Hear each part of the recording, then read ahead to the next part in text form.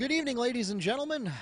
Mark Barchi, the voice of the Mustangs, along with Neil Fisher from the Apopka Chief, coming to you not from a press box, not from a score table, not from anywhere on campus, but from our own home offices, as we practice the same social distancing that is being preached to everyone else, with an update on the handful of things that we know and the very long list of things that we don't know about what's going on with our academic and athletic programs and how that's going to impact our spring sports schedule. So let's start with a few things that we do know. We got an update on March 17th from Orange County that further updated the previous information that we got on March 13th.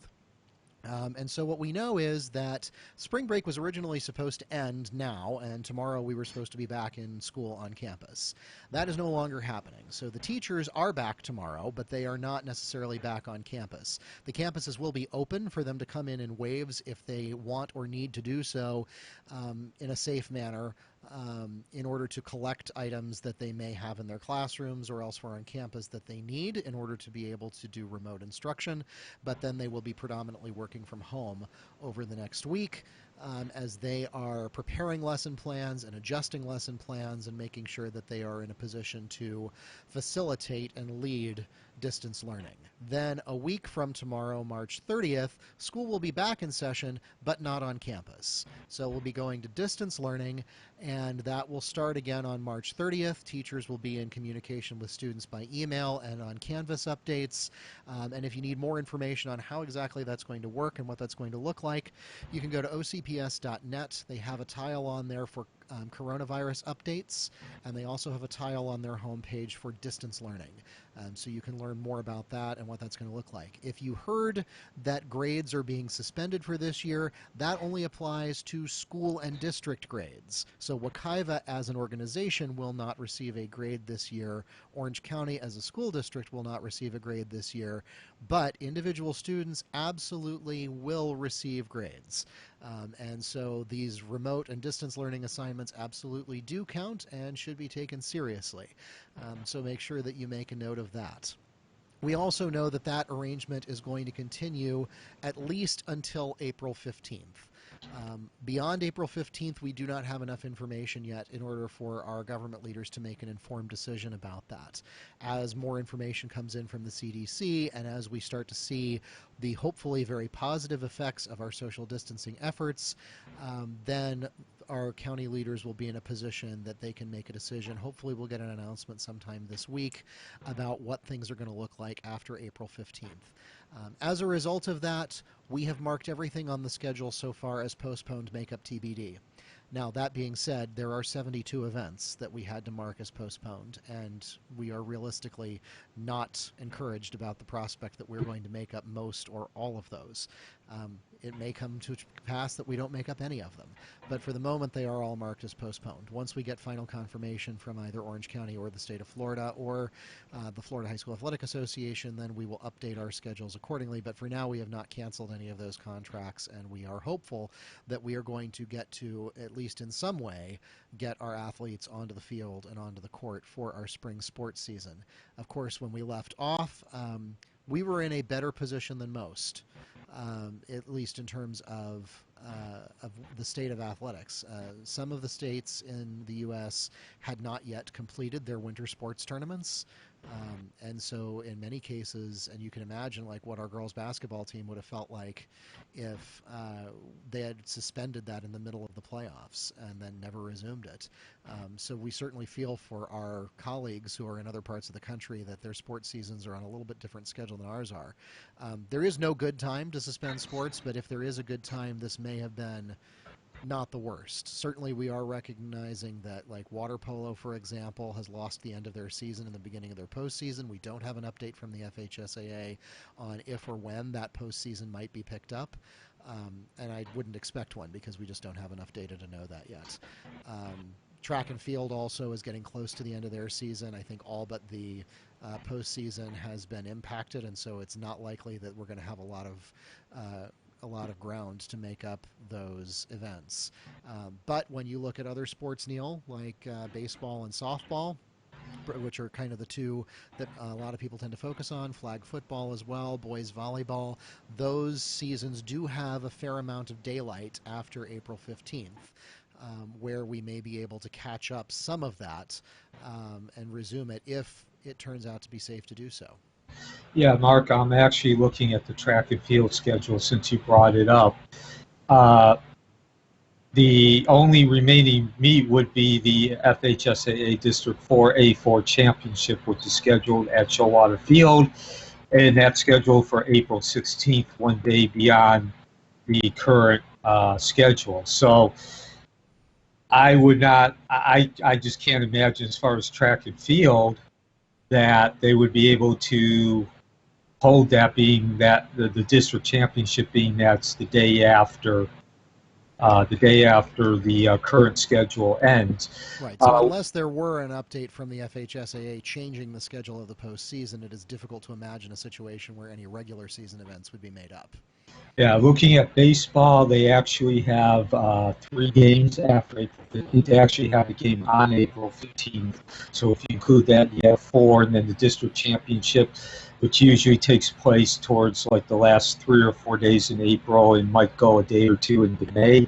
Softball, of course, is 1 week ahead of baseball usually, and that schedule is pretty much the same. They have 5 games after April 15th, and then of course the district would also take place on April 27th. So those are really the big 3 sports you have in the spring. I would say to this, though, again, we mentioned in our other broadcasts that we've done, we are also on a couple of other platforms. This is not so much an issue of the actual virus itself.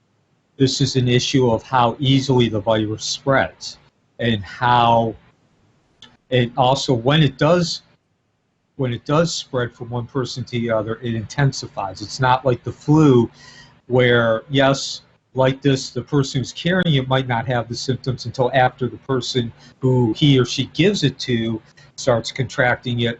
But in the flu, the intensity doesn't usually change. It usually stays the same. Now, again, I'm no doctor. I do know quite a bit about physical health and education. I am pursuing a certification to be a personal trainer, and it's always been an interest of mine, of course, being a former athlete and also being a journalist. I do have to report about injuries, but by no means am I a doctor. This is what I've read, this is what I've listened to, and what I've watched on TV. Again, I'm a big talk show guy. I love to listen to talk shows, and I'd say pretty much for the last 10 days, since Rudy Gobert was tested positive, the Utah Jazz center, every talk show that I've listened to or heard or watched, they've had a doctor come out. And it's doctors who work for like CDC, Sanjay Gupta. I've heard him 2 or 3 times. He's come on the shows as well. So I would say that's really the key to all this, is just, and why we're having the social distancing is because it spreads so easily. And that's why you can't really have these events.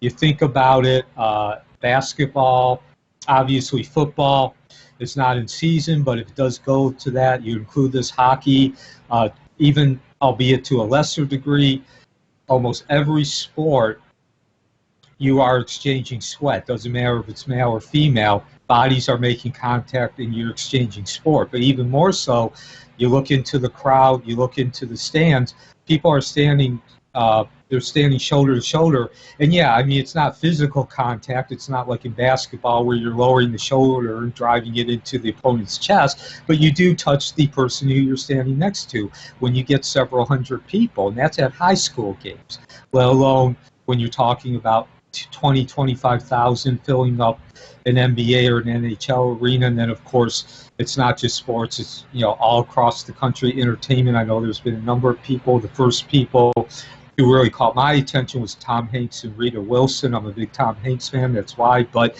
again, these are people who, in case of athletes, they get the best care year-round. If you're an entertainer like Tom Hanks or Rita Wilson, okay, maybe you don't work out 6 days a week, but obviously you have access to get the best care. So if these people can come up with the viruses, if they can come up to it, anyone else can. And I'd just like to also point out that there probably is no one who's more disappointed. I'm not the only person, but where I come from, long story short, I try to make this short. I grew up in a neighborhood in Detroit where what you see on TV in the movies, the worst of the worst. There was crime, there was drug trade, cars got hot wired. Sadly, people were shot. And my family was poor. Both my parents had to work 2 jobs in order to raise me and my brothers. Uh, so uh, I always saw sports as a vehicle I could use to rise above my background. Yeah, I mean, I didn't make it professionally, but it did get me out of the neighborhood, and I was able to get an excellent education. I earned a scholarship to go to a boarding school in Northeast Ohio. It was known for producing hockey players. A couple of my teammates actually went on and played in the NHL for a couple of years. 4 or 5 other ones actually played in the European leagues. It was very much like Mount Verde is here to basketball. And so to me, sports is not just something that gives me joy, not just something that makes me happy. It's not just something that I go, yeah, when my teams win or Wekiva wins, but it's been a very tangible part of my life, and it's been a big part of my life. It's really shaped who I am, and it's really allowed me to be able to rise above my background growing up in Detroit. So you can understand how disappointing, and to an extent, this has been a very painful time for me. With all that said, I'd just like to say, as disappointing, as painful as it has been, I believe that in this case, we need to overreact as opposed to underreact. And what we're doing with shutting everything down, social distancing, is a necessary evil. Yeah, certainly I'm sure that many of our students and parents and athletes share that disappointment and that heartbreak, particularly those who are in the class of 2020 and are missing part or all of their senior season, missing senior nights.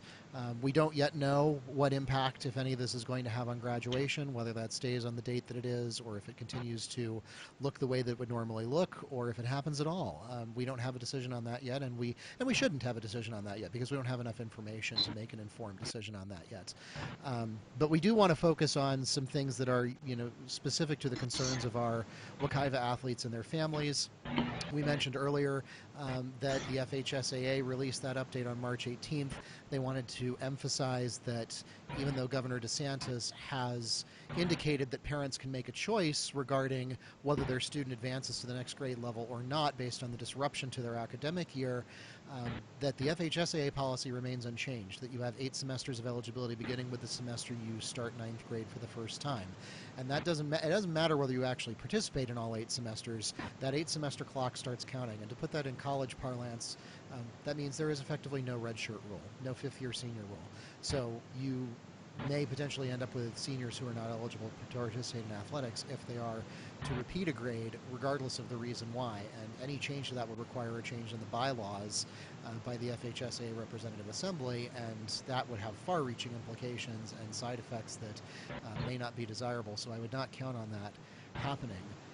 The other thing that I would point out as far as the FHSAA goes is that, again, any of that postseason action, we're going to be looking to them to provide that guidance.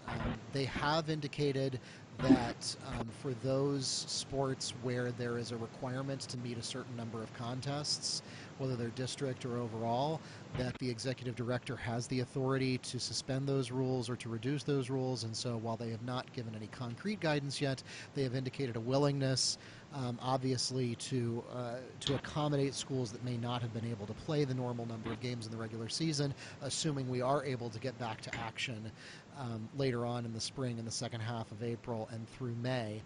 That would particularly apply to flag football, boys volleyball, baseball and softball. The Max Preps rankings would continue to be used with whatever results they are able to achieve, even if those results are incomplete or not nearly as many contests. The Max Preps rankings will go on whatever they are able to use.